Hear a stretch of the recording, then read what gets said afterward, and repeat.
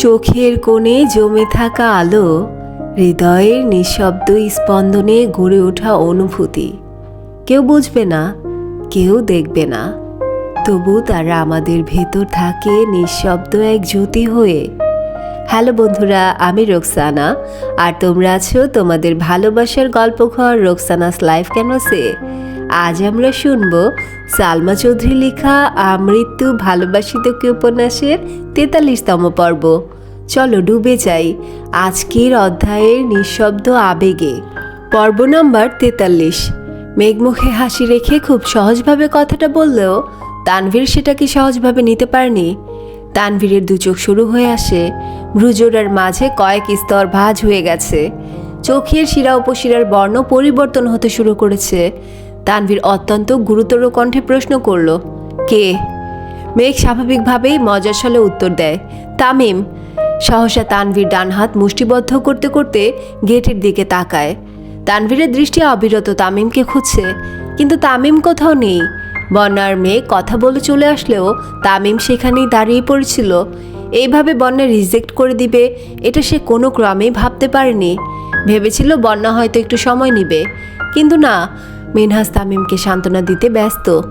তানভীর গলা খাকারি দিয়ে ঢোক গিলল।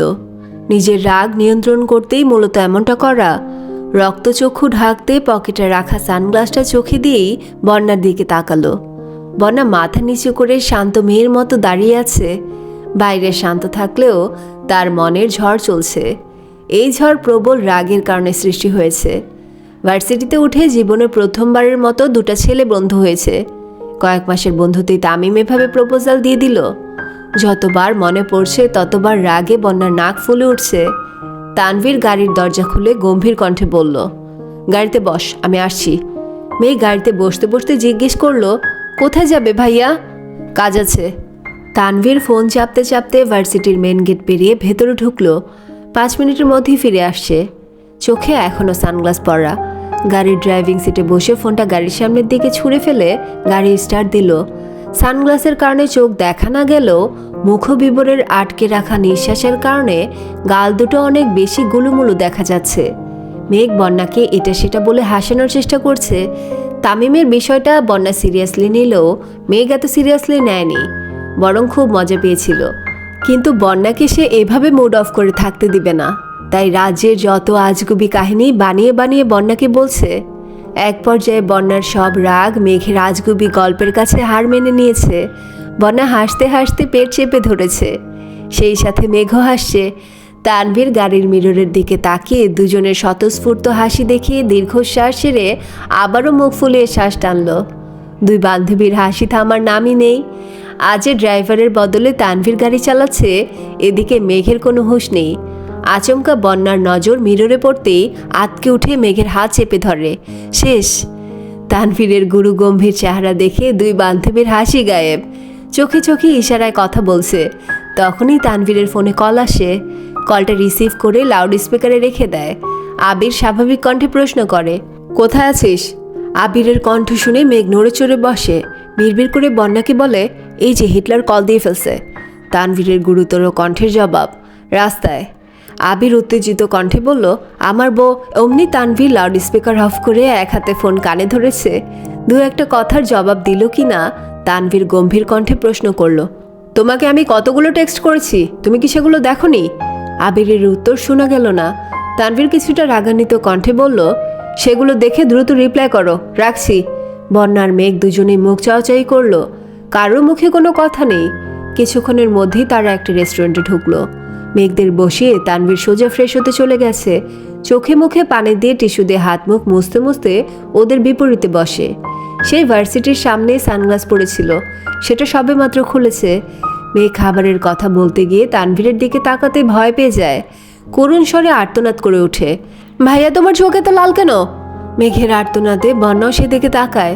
চোখাচোখি হয় দুজনের। তানভীরের চোখের প্রতিটা শিরা উপশিরা রক্তাভ হয়ে আছে। তা দেখে বন্যাও ভয় পেয়ে গেছে।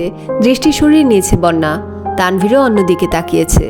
কিন্তু মেঘ অনর্গল প্রশ্ন করেই যাচ্ছে, তোমার চোখে কি কিছু পড়েছে? তুমি কি অসুস্থ? কিছু হয়েছে? রাগ উঠেছে? কোনো বিষয় নিয়ে আপসেট? বোনের অবিরাম প্রশ্নের উত্তরে তানভীর শুধু বলল, চোখে মুখে পানি দিয়েছি, হয়তো তার জন্য। মেঘ সূক্ষ্ম দৃষ্টিতে দেখার চেষ্টা করছে। ভ্রুযুগল কুঁচকে আছে। সে আবিরের রাগান্বিত চোখও দেখেছে, কিন্তু এতটা ভয়ানক নয়। মেঘ পুনরায় বলল, পানি দিলে চোখে তো লাল হয়। আমায় ব্যাককল পাইছো? ভালো করে তাকাও তো দেখি। তানভীর টেবিল থেকে সানগ্লাসটা নিয়ে পুনরায় চোখে দিয়ে ভারী কণ্ঠে বলল, হয়েছে, এত ডাক্তারি করতে হবে না। মেঘ ভেঙচি কেটে ঢং করে বলল, আমার ভাইয়ের ব্যাপারে আমি ডাক্তারি করব না তো কে করবে শুনি? অবশ্য তুমি চাইলে অন্য ব্যবস্থাও করতে পারি। তানভীর কপাল গুটিয়ে প্রশ্ন করল, কি ব্যবস্থা? আব্বুকে বলে একটা ডাক্তার ভাবি বাসায় নিয়ে আসবো, তখন আর আমার ডাক্তারি করতে হবে না। চোখ লাল কেন, হাত কাটা কেন, মাথা ধরে কেন, এই সব কিছু চিকিৎসা ভাবিই করবে। তানভীর ফোন রিসিভ করে উঠতে উঠতে বলল, হ্যাঁ, ডাক্তার মেয়ের বাপেরা তো আমায় মেয়ে দেওয়ার জন্য বসে আছে। পাকামি বাদ দিয়ে খাবার শেষ কর। তানভীর কথা বলতে বলতে উঠে গেছে। বন্যা মেঘের দিকে তাকিয়ে ফিক করে হেসে উঠল। এতক্ষণ যাবৎ অনেক কষ্টে সে হাসি আটকে রেখেছিল। বন্যার হাসি দেখে মেঘ প্রশ্ন করল, হাসিস কেন? তোদের কথা শুনে আমি কল্পনায় তোর ভাই আর ভাবিকে নিয়ে ভাবছিলাম। তোর ভাইয়ের যে রাগ আর তেজ, কোন মহিষীর কপাল যে পড়বে আল্লাহ ভালো জানেন। ভাবি সকাল সন্ধ্যা হাসপাতালে ভর্তি থাকবে। মেয়ে গাল ফুলিয়ে শ্বাস ছেড়ে বলল, তোরে বলছে আমার ভাই যতটা রাগী তার থেকে কয়েক গুণ বেশি কেয়ারিং।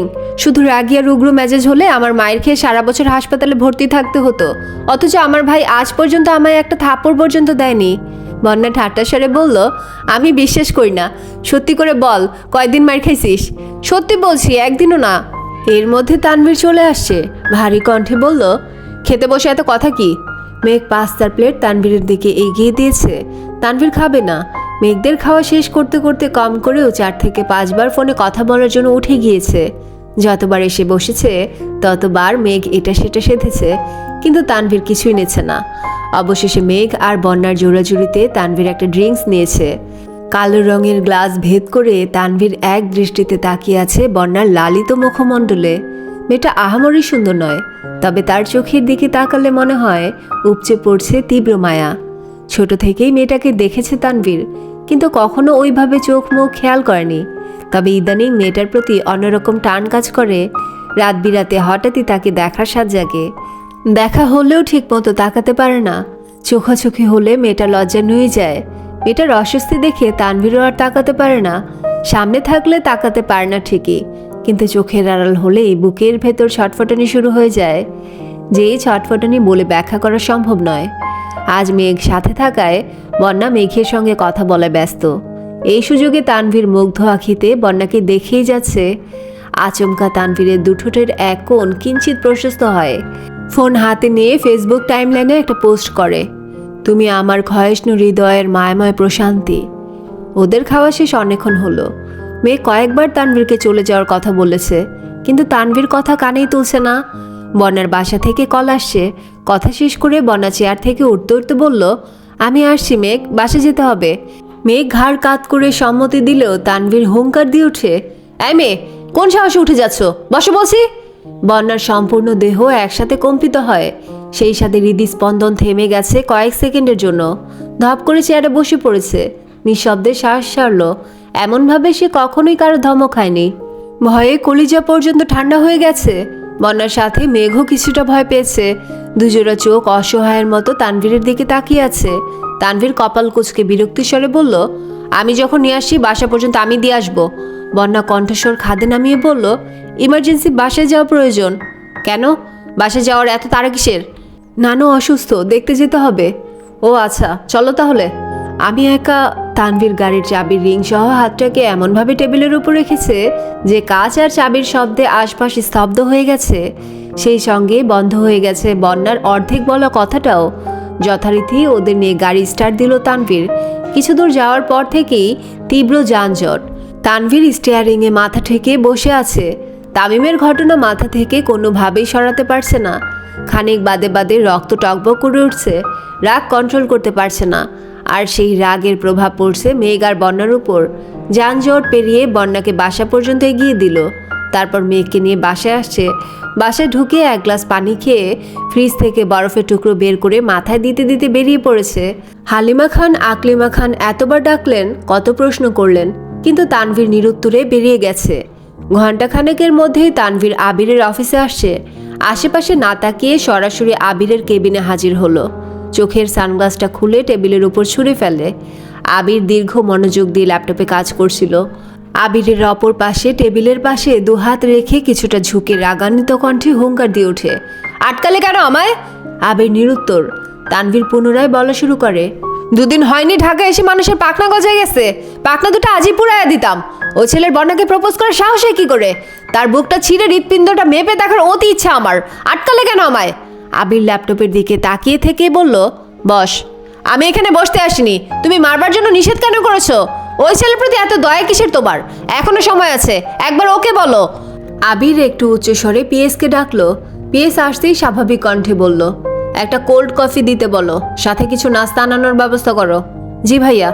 আবির পুনরায় ডাকলো, শোনো, অন্য কাউকে না পাঠিয়ে বরং কষ্ট করে তুমি যাও, নাস্তার সাথে ভালো দেখে একটা ফুলের মালা নিয়ে এসো। আর হ্যাঁ, অবশ্যই সেটা যেন তাজা ফুলের মালা হয়। জেলা ছাত্রলীগের সভাপতি আমার অফিসে আসছে, কাগজের ফুলের মালা দিলে তো মানসম্মান থাকবে না। জি আচ্ছা ভাইয়া বলে পিএস চলে গেছে।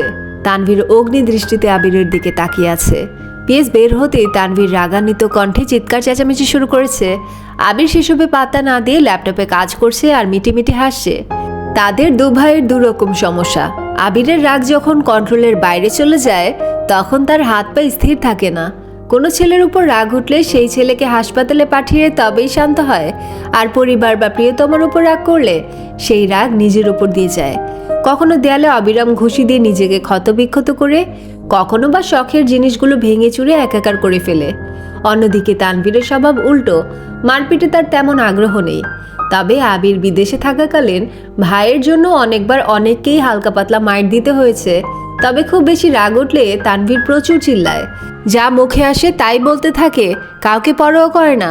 তার কথায় লজিক থাকুক বা না থাকুক, রাগ উঠেছে মানে সে চিল্লাবেই। এই স্বভাব অনেকটা মেঘেরও আছে, বুঝুক আর না বুঝুক চিৎকার করে বাড়িঘর মাথায় উঠিয়ে ফেলবে। পুরো 10 মিনিট তানভীর গলা ফাটিয়ে চিৎকার চেঁচামেচি করেছে, অথচ আবির নীরব শ্রোতা। সে তার ভাইয়ের স্বভাব জানে। তানভীরের রাগ উঠেছে মূলত তামিমের উপর। এই রাগ আরও 2 থেকে 3 মাস আগে থেকে। আবিরকে সে বেশ কয়েকবার ওয়ার্ন করেছে, মারতেও চেয়েছে, কিন্তু আবির প্রতিবারই বাধা দিয়েছে। কথা বললে বা মেরেই হোক বিষয়টা সমাধান করে ফেললে আজ এই দিন দেখতে হতো না। অথচ আজও আবির নীরব, ছেলেকে কিছু বলতেও নিষেধ করেছে। এই রাগেই তানভীর উল্টাপাল্টা চিল্লাচ্ছে। আবির তার কথায় মনোযোগ দিচ্ছে না দেখে তানভীর হুট করে আবিরের ল্যাপটপ অফ করে দিয়েছে। আবির ভ্রু কুঁচকে বলে, কাজটা শেষ করতে তো দিতি। তানভীরের রাগ 3 গুণ বেড়ে গেছে। হুঙ্কার দিয়ে বলল, কোনো কাজ করতে হবে না, তুমি আমার বিষয় সমাধান করে তারপরেই যা ইচ্ছা করবা। এক পর্যায়ে তানভীরের মেজাজি কথাবার্তা শুনে সবাই আবিরের রুমের সামনে হাজির হয়ে গেছে। রাকিব নিজের রুমে থাকায় সে এই ঘটনার কিছুই শুনেনি। 2-1 জন বাধ্য হয়ে শেষমেশ রাকিবকে জানিয়েছে। রাকিব তৎক্ষণাৎ ছুটে আসে। তানভীরের কথার জবাবে আবির হেসে বলে, জি জনাব, আপনি যা বলবেন তাই হবে। অনেকক্ষণ যাবত চিল্লাচিল্লি করেছেন, অনুগ্রহ করে আপনি শান্ত হয়ে একটু বসুন। কফিটা খেয়ে নাস্তা করে আবার শুরু করবেন, ঠিক আছে? টেবিলের উপর থেকে একটা কাঠের বক্স দেয়ালে ছুঁড়ে মারে আর চিৎকার করে বলে, কিছু ঠিক নেই, আর তুমিও ঠিক নেই। ছুঁড়ে ফেলা বক্সটা দেয়ালে লেগে ফেরত আসে। এমন সময় রাকিব রুমে ঢুকে। তৎক্ষণাৎ না সরলে বক্সটা রাকিবের মাথায় লাগতো। রাকিব আতকে উঠে বলে, তোরা 2 ভাই কি আমায় মারার প্ল্যান করেছিস নাকি? কি হয়েছে তানভীর? তানভীর ভারী কণ্ঠে বলে, তোমার বন্ধু আমার ভাই হতে পারে না, এই আবিরকে আমি চিনি না। কেন, কি হয়েছে? তানভীর পুনরায় বলল, তোমার বন্ধু দেশে ফেরার কারণটা তোমার মনে আছে ভাইয়া? হ্যাঁ, জয়কে পেটাতে। এক ছেলেকে পেটানোর জন্য নিজের কাজ শেষ না করে ইমার্জেন্সি টিকিট ম্যানেজ করে দেশে ফিরেছিল। আমরা কতবার বলেছিলাম জয়ের বিষয়টা আমরা দেখতে পারবো, অথচ সে আমাদের কথা না মেনে দেশে ফিরেছে। ওই ছেলেকে মেরে হাসপাতালে পাঠাইছে। টানা 3 মাস ছেলে হাসপাতালে ভর্তি ছিল। ওই ছেলের অপরাধ, ছেলে আমার বোনের সাথে কথা বলতে চেয়েছিল, কথা তো বলতে পারেইনি, উল্টা হাত পা ভাঙলো। অথচ 3 মাস হলো বোনেরা 2টা ছেলের সঙ্গে চলাফেরা করে, কথা বলে। এদিকে তার কোনো হুঁশ নেই, এ কোনোভাবেই আমার ভাই হতে পারে না। রাকিব মৃদু হেসে বলল, এই বিষয় নিয়ে আমিও আবিরকে অনেকবার বলেছি, কিন্তু ওর মাথায় কি ঘুরতেছে এটা আল্লাহ ছাড়া কেউ জানে না। এই যে অফিসে আসে, নিজের মতো কাজ করে, কাজ শেষে চলে যায়, এমনিতে তো কোনো কথা বলেই না, কোনো কিছু 10 বার জিজ্ঞেস করলেও উত্তর দেয় না। তানভীর কিছুক্ষণ নীরব থেকে আবিরের দিকে তাকিয়ে হঠাৎই গম্ভীর কণ্ঠে বলে উঠল, আমার খুব ভয় হচ্ছে। ভাইয়ার এমন আচরণ আমায় খুব ভাবাচ্ছে। ভাই হয়ে বোনের প্রতি অন্যায় করছি না তো? যাকে চোখ বন্ধ করে ভরসা করি, যার হাতে আমার একমাত্র আদরের বোনকে তুলে দিয়েছি, সে আমার বোনকে আর আমাকে ঠকাবে না তো? আবিরের ভ্রু কুঁচকে আসে। 2 ভ্রুর মাঝে কয়েক স্তর ভাঁজ পড়ে। গুরুভার কণ্ঠে বলে, কী সব বাজে কথা বলছিস? অনেক হয়েছে, এবার থাম। তানভীর পুনরায় উচ্চস্বরে বলে, কেন থামবো? আমি কি এমন বাজে কথা বলেছি? তুমি বেশ কিছুদিন যাবত আমার বোনকে ইগনোর করতেছো। কি ভাবছো আমি দেখি না? আমাকেও কিছু শেয়ার করো না, নিজের মর্জি মতো চলো। 3 দিনের জন্য বাড়ি থেকে গায়েব হয়ে গেছো। এত এত কল দিলাম, রিসিভ করার প্রয়োজন মনে করনি। একটা সময় পর্যন্ত যেই আবির ভাইয়া বলতো আমার বোনের চোখে নিজের ধ্বংস দেখে, সেই এখন আমার বোনের হাস্যজ্জ্বল জীবনটাকে ধ্বংস করতে উঠে পড়ে লেগেছে। সত্যি করে বলো, আমার বোনের থেকেও তোমার জীবনে কি এমন গুরুত্বপূর্ণ জিনিসের আবির্ভাব হয়েছে যে তুমি আমার বোনকে এত অবহেলা করছো? নাকি তোমার জীবনে নতুন কোনো রমণীর আগমন ঘটেছে যে আমার বোনের থেকেও? তানভীরের কথা সম্পূর্ণ করার আগেই আবির রাগান্বিত কণ্ঠে বলল, আমার লেচনে দেখা ভয়ঙ্কর সুন্দরী হলো আমার মেঘ। এই তল্লাটের লক্ষ কোটি সুশ্রীদের ভিড়েও আবিরের দৃষ্টি এক কদম মিনিটে আটকাবে। নিষ্ঠুর পৃথিবীতে তার মোহচ্ছন্নতা ব্যতীত আবিরকে ধ্বংস করার কোনো অস্ত্র এখনও আবিষ্কৃত হয়নি। শেষবারের মতো বলছি, কান খুলে শোন। তোর বোনই আমার জীবনের একমাত্র রমণী, যার আগে বা পরে ভুলক্রমেও কোনো মেয়ে আমার জীবনে আসেনি আর আসবেও না। তোর বোন ছিল, আছে আর সারা জীবন পাশে থেকে এই আবিরের ওপর তার কর্তৃত্ব চালাবে। এক আবিরের প্রাণ এক মেঘেতে নিবদ্ধ। যদি তাই হয় তবে আমার বোনের প্রতি এত অবহেলা কেন? আমার বোনকে কেউ অবহেলা করবে এটা আমি কখনো সহ্য করব না। সে যদি সাজ্জাদুল খান আবিরও হয় তাও আই ডোন্ট কেয়ার। আবির ভ্রু উঁচিয়ে চোখ বড় করে তাকিয়ে আছে। তানভীর যে তাকে ঠান্ডা হুমকি দিচ্ছে আবির খুব ভালোই বুঝতে পারছে, তাই এভাবে চেয়ে আছে। ভাই হিসেবে কি আমি চাইবো না যে আমার বোন সবসময় হাসি খুশি থাকুক? এটা কি আমার অপরাধ? আবির নিজে চেয়ারে হেলান দিয়ে বসে কণ্ঠস্বর দ্বিগুণ ভারী করে বলে, আমার তোর বোনকে অবহেলা করার জন্য তোর বোনই দায়ী। ওকে আমি যতটা সম্ভব আগলে রাখি। ভার্সিটিতে ওঠার পর থেকে সব রকম স্বাধীনতা দিচ্ছি শুধুমাত্র তোর বোনকে খুশি রাখার জন্য। ড্রাইভার আঙ্কেল প্রায় 1 ঘন্টা 30 মিনিট 20 মিনিট তোর বোনের জন্য গাড়ি নিয়ে অপেক্ষা করে। তোর বোন বন্ধু বান্ধবদের সাথে আড্ডা দেয়, খাওয়া দাওয়া করে। আঙ্কেল ডাকতে গেলে ওর মন খারাপ হবে, তাই আঙ্কেলকে বলেছি যতক্ষণই সময় লাগুক না কেন উনি যেন অপেক্ষা করেন। আমার সামর্থ্যের সবটুকু দিয়ে চেষ্টা করি যেন তোর বোন হাসি খুশি থাকে। তোর বোনের অবহেলা দেখে তোর কষ্ট হচ্ছে, অথচ তোর বোন যখন আমাকে অবহেলা করে তখন আমার খারাপ লাগে না? যেখানে তোর বোনের ঠোঁটের হাসি না থাকলেই আমার বুকে চিনচিন ব্যথা শুরু হয়ে যায়। যার হাসিতে আবির বাঁচে, তার হাসি না দেখে আবির বাঁচবে কেমন করে? কি হয়েছে? মাইশাপুর বিয়ের সময় তুই না করার সত্ত্বেও আমি জোর করেই ওকে নিয়ে আসছিলাম, যাতে মালা তোর বোনের মাথায় আজে বাজে কথা ঢুকাতে না পারে। ভার্সিটির ক্লাস শেষে আমার জন্য ওয়েট করতে বলছিলাম। তোর বোনের হাতের মেহেদি নষ্ট করছি, মন খারাপ করেছিল। ভাবছিলাম মেহেদি মুছার বিষয়টা ওকে বুঝিয়ে বলবো, অথচ তোর বোনের অপেক্ষা করার ধৈর্য হয়নি। বন্ধুদের সাথে খেতে চলে গেছে। যাও ভাবছিলাম ওকে বুঝাবো, ওর আচরণে কথা বলতে ইচ্ছে হয়নি।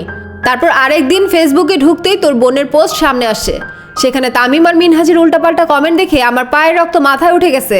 স্বাধীনতা দিয়েছি বলে ওই ছেলেগুলোকে ফ্রেন্ড লিস্ট অ্যাড করে ফেলবে, একবার ভাবার প্রয়োজন বোধ করেনি? ওই দিন বাসায় যাওয়ার পর তোর বোন কি যেন বলতে আসছিল, আমি এক প্রকার রাগেই কথা বলছিলাম, এতে তোর বোন রেগে গেছে। এরপর রাতে তোদের বাপ ছেলের কথোপকথন শুনে আমার মেজাজ আরো খারাপ হয়েছিল। তোর বাপ যেভাবে মেয়ের শ্বশুরবাড়ির সুখের কথা বলছিলেন তা সহ্য করতে পারিনি, তাই চলে আসছিলাম। 5 দিন থাকলে কাজ মোটামুটি গুছাতে পারতাম। নতুন বছর শুরু হচ্ছে, ভাবছিলাম 12টায় তোর বোনকে কল দিয়ে একটু কথা বলে নিব, কিন্তু 10টার দিকে দেখি তোর বোন অনেকগুলো কল দিছে। কল ব্যাক করতেই শুনি কান্না করতেছে। কিসের কাজ কিসের কি সব ফেলে বাসায় গেছি, তোর বোনের অভিমান ভাঙানোর সুযোগটাও পেলাম না। হুট করে মালা কল দিয়েছে, দুর্ভাগ্যক্রমে তোর বোন সেই কল দেখে ফেলেছে আর তেলে বেগুনে জ্বলে উঠেছে। সেই থেকে তোর বোন আমায় দেখলেই রাগে ফুঁসতে থাকে। এতে আমার কি দোষ বল? মালাকে কি আমি বলেছিলাম আমায় কল দিয়ে আমার রোমান্টিক মুডের 14টা বাজা? তাহলে কার দোষ? আর মালার কি লজ্জা শরম বলতে কিছু নাই? বিয়ের দিন তো তুই সামনেই ছিলি, যা যা ঘটেছে সবটাই তো সচোখে থাকা। এখন মালার যদি লজ্জা না থাকে তো আমি কি করব? মালা কেন কল দিছিল? জানি না, কথা হয়নি। ফোনটা দাও। আমার ফোন? হ্যাঁ। কেন? তুমি যা বলছো তা সত্যি কিনা দেখি। মানে তুইও কি তোর বোনের মতো আমায় অবিশ্বাস করিস? বিশ্বাস অবিশ্বাস কিছু না, আমার বোন যতদিন তোমার ওপর অধিকার দেখাতে পারবে না ততদিন আমাকেই সেই দায়িত্ব পালন করতে হবে। যদি একটু এদিক সেদিক পাই তাহলে বনুকে দিব না। আবির ফোন বের করে তানভীরের সামনে টেবিলে রেখে রাগী স্বরে বলল, নে ফোন, যা পরীক্ষা করার কর, কিন্তু বারবার তোর বোনকে টেনে আমায় থ্রেট দিবি না। তোর বোন আমার মানে আমারই, বেশি করলে ওরে কিডন্যাপ করে বিয়ে করে ফেলবো। তানভীর হেসে ফোনটা হাতে নিল। হোম স্ক্রিনে মেঘের ছবি দেয়া। তানভীর আবিরের দিকে তাকিয়ে মুচকে হাসলো। আবির স্বাভাবিক কণ্ঠে বলল, ভাই প্লিজ একটা ফাইল ছাড়া যা দেখার দেখ। তানভীর ঠাট্টা স্বরে বলল, কেন, কি আছে ওই ফাইলে? দেখতে হচ্ছে তো, তোর বোনের আর আমার ছবি আছে, যা দেখে আয়। ছবি দেখে লজ্জায় পড়লে আমি দায়ী না। তানভীর 1 মিনিটেই ফোন আবিরের দিকে এগিয়ে দিয়ে বলল, বোনের সাথে কথা বলো। আবির ফোনের স্ক্রিনে তাকাতেই নাম ভেসে উঠেছে হৃদয় হরণী। কয়েক সেকেন্ড হয়ে গেছে কল রিসিভ হয়েছে। আবির কল কানে ধরতে ধরতে তানভীরের দিকে তাকিয়ে কপাল কুঁচকালো। এভাবে মেয়েকে কল দেওয়ায় খুব অস্বস্তিতে পড়ে গেছে সে। ফোন কানে ধরে খুব স্বাভাবিক কণ্ঠে আবির প্রশ্ন করলো, কি করছিস? মেঘের রাগান্বিত কণ্ঠের জবাব, ঘাস কাটি। মানে? শুয়ে আছি। খাইছিস? ভাইয়া ট্রিট দিয়েছে, জানেন না? জানি। তাহলে জিজ্ঞেস করছেন কেন? এমনি। কল দিয়েছেন কেন? দিতে পারি না? অবশ্যই পারেন, কিন্তু আমায় কল দিতে হবে না। রাখছি, ঘুমাবো। মেয়ে কল কেটে দিয়েছে। আবির তানভীরের দিকে তাকিয়ে রাগী স্বরে বলল, দেখছিস, এই জন্যই কথা বলি না। ও যে ছেলেদের সাথে মিশছে ঘুরছে সেদিকে সমস্যা নেই, আমায় কেন মালা কল দিয়েছে এই জিদে এখনো এমন করতেছে। এই হলো মেয়ে জাতি। নিজের বেলা 16 আনার 16 আনাই লাগবে, আর অন্যের বেলায় দুনিয়া ভেসে যাক।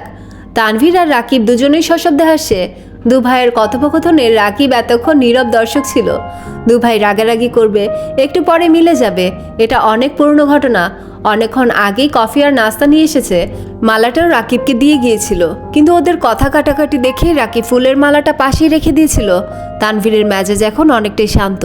সে আপন মনে কফি খাচ্ছে। আবির মৃদু হেসে প্রশ্ন করলো, তুই এখানে কেন আসছিলি বলতো? তামিমকে মারতে দিনি তার জন্য?